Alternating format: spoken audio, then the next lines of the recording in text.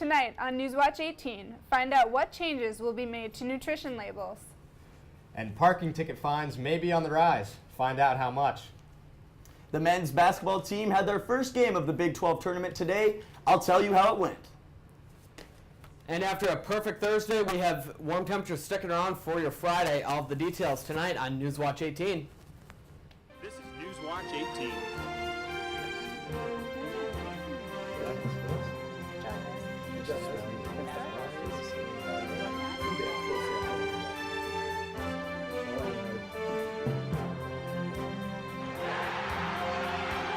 Newswatch 18 starts now.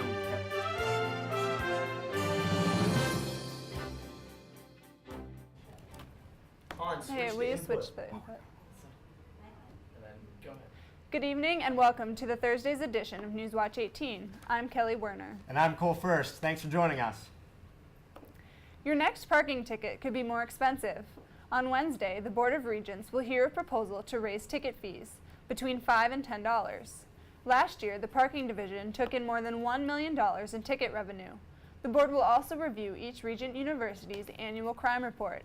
Last year, ISUPD made more than 1,200 arrests and brought more than 1,000 alcohol-related charges. Iowa State University School of Education faculty expresses concern over possible changes that could negatively affect students and teachers in Ames. The Board of Educational Examiners has proposed to simplify specific qualifications and requirements to ease the search for qualified special educational teachers. They hope to narrow down certain areas of disability into one or two categories.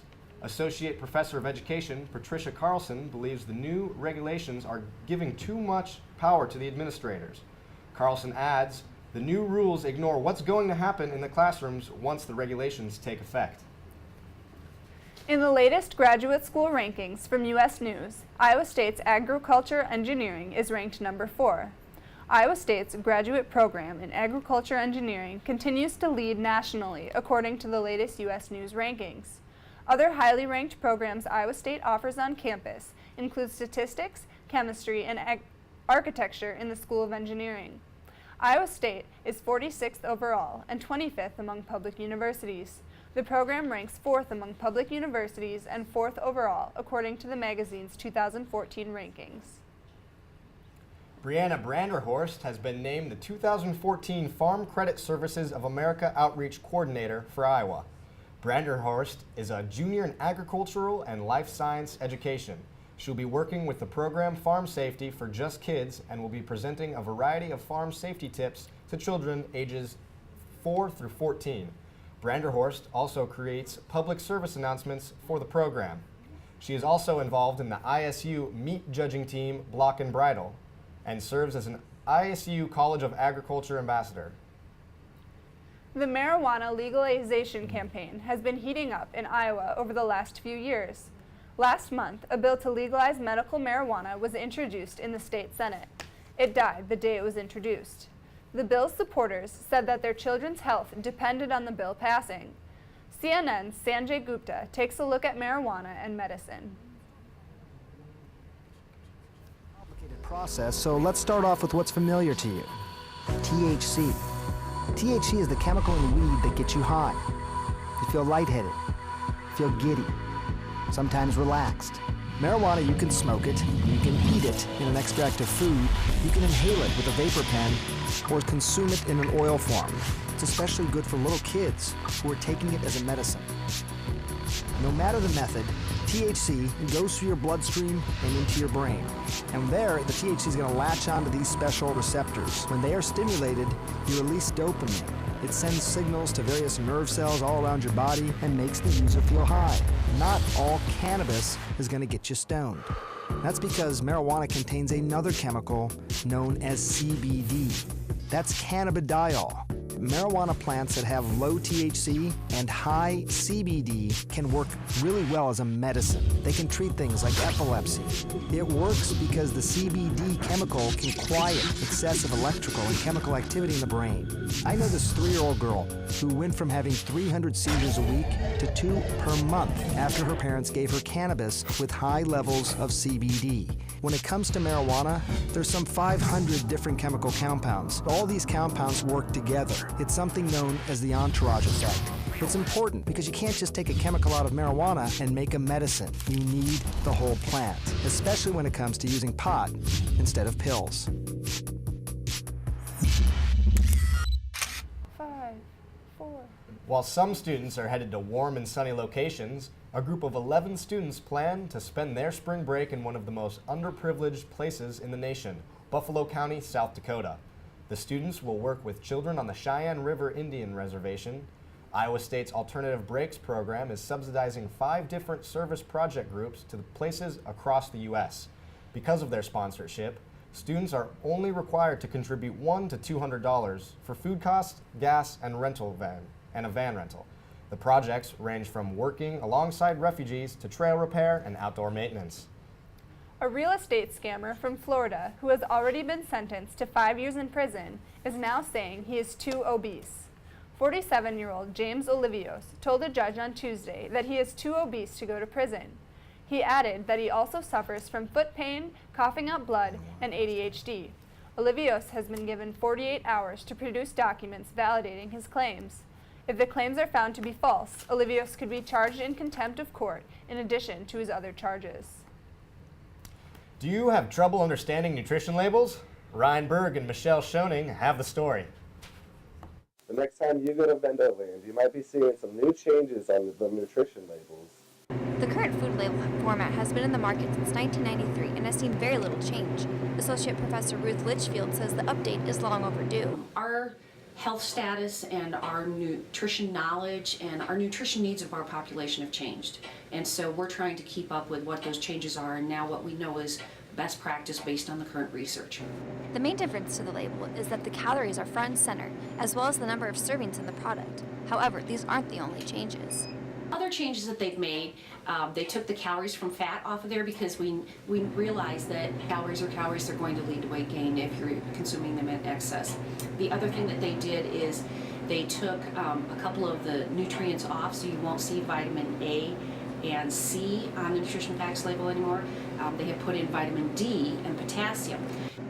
Another way the new label is user-friendly is by differentiating between added and naturally occurring sugars. Additional criteria of added sugar so that you know, was that sugar that naturally occurred in the food like milk or fruits, or has it been added in processing? So another recommendation we've talked about, limit your added sugars in your diet, but consumers had no way to implement that because it wasn't on the label. They wouldn't know. Litchfield says the new label is going through a review process and may take a few years to get on the market. With photographer Ryan Berg, I'm Michelle Schoening for iState News. Lori's Coffee, a favorite study spot for Iowa State students, will be closing their doors tomorrow. To make way for a new retail and apartment building, the coffee shop will be moving to 2900 West Street, which is also the location of Mother's Pub. Ver Stieg, who opened Lori's in 2011, says the new and shared space will have its pros and cons, but that he believes the move will be beneficial for both businesses. And now we're joined by Andreas at the desk. Andreas, that was quite a win for the men's basketball team today. Yeah, it was a nail-biter till the end. I'll give you the full story after the break. Stay tuned, you're watching Newswatch 18. The Iowa State men's basketball team were victorious in a gripping and eventful game this afternoon as they defeated Kansas State 91-85.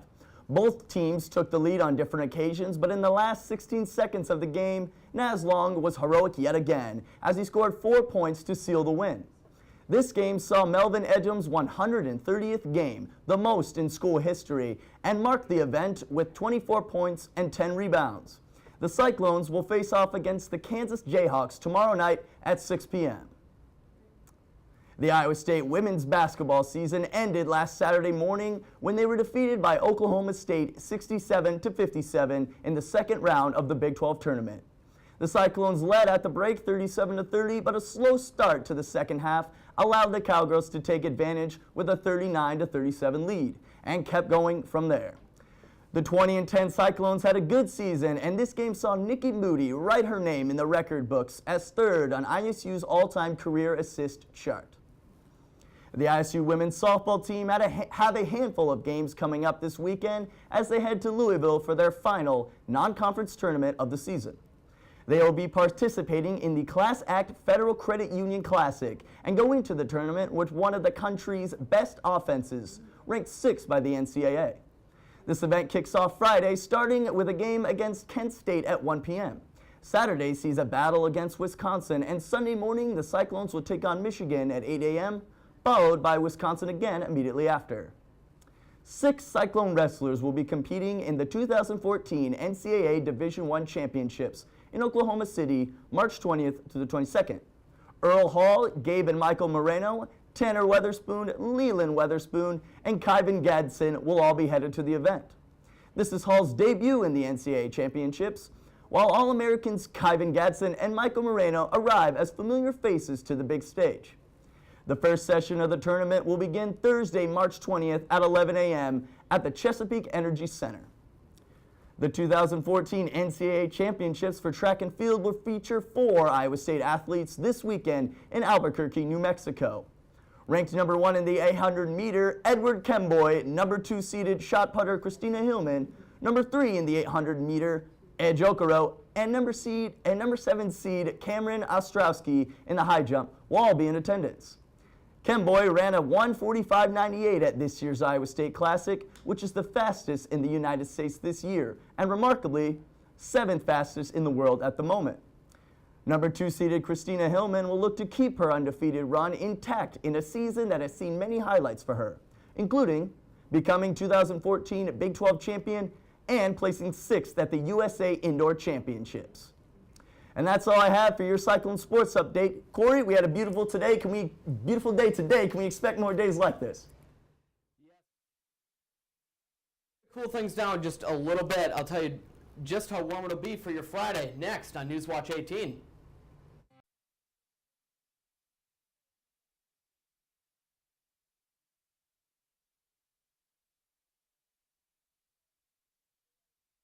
Weather for today, if you didn't, don't worry. We have one more day with a fantastic Friday, but our weekend will be cooler, especially on the latter half, and unfortunately I got to throw in a chance at some scattered flurries moving into Sunday, but it does not look like we're going to amount to any measurable snow. We'll start out tonight with our highs today, 50s across basically the northern and eastern portion of the state, 57 in Cedar Rapids, 52 in Mason City. Look at this, almost 70 degrees out to our west, 69 in Sioux City and 68 in Council Bluffs. We'll look at temperatures across the state right now. We are starting to drop off. Almost everyone is down into the 40s, except for Des Moines, 53, 63 still in Council Bluffs, and 53 in Sioux City. We'll zoom in and look at the temperatures in our local metro area right now. Like I said, 53 in Des Moines, 54 in Ankeny, 46 in Perry. We're at 48 in Ames, and moving up to the north, we're at 50 degrees right now in Fort Dodge.